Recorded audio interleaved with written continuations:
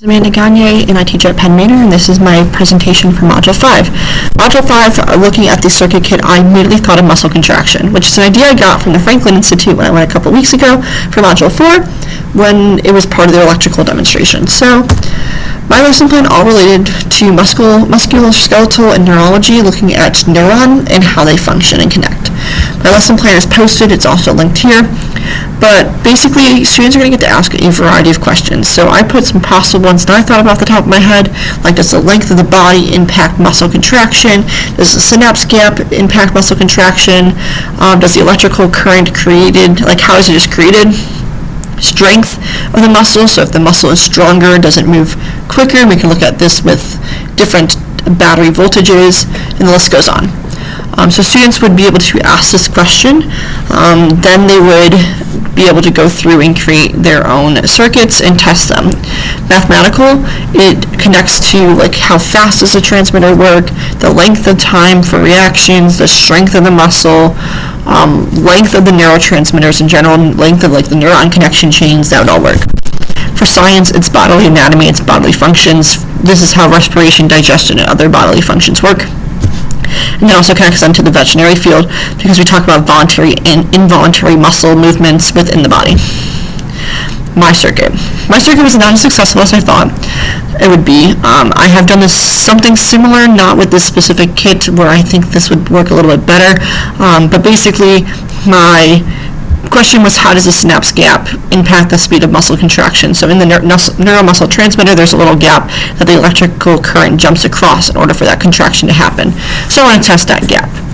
My thoughts were to just have a basic circuit made, and then I would take the battery and move it away from and closer to the actual, like the batteries in between each other, to see how that impacted reaction time. This is what I created.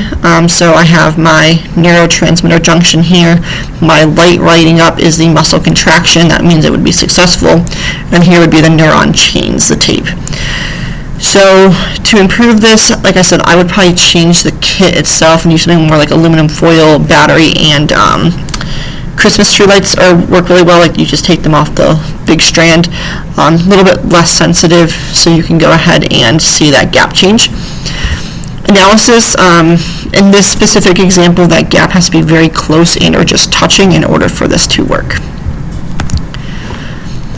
Going back to this, with my students, they would be making then a one-pager about what their lab was and what their data was so that they can share with the class. Looking at from Jolly 5.1, that tool, this lesson does make them connect to real life. It relates to their own life. Not only do they probably have pets at home, but they also, this is their own bodily function as well, because they are mammals. I mentioned before there's several different ways that this can be asked, and there's several different questions that can come from this one topic.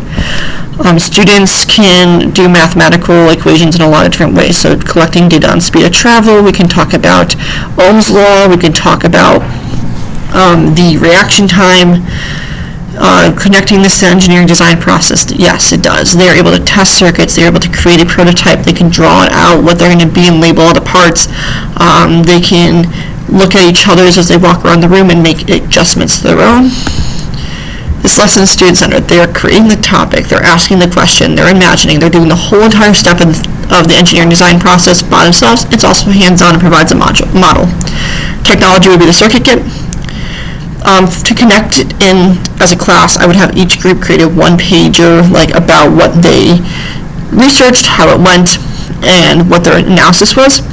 And as a class, we would come back together, discuss all of those after doing a gallery walk, and figure out what do we figure out is true about neurotransmitters, what do we figure out might not be as accurate about neurotransmitters, and try to come up with a class explanation for how muscles contract. So I would do this as a introduction to the whole unit and let them really experiment and try different things before we go into depth about these.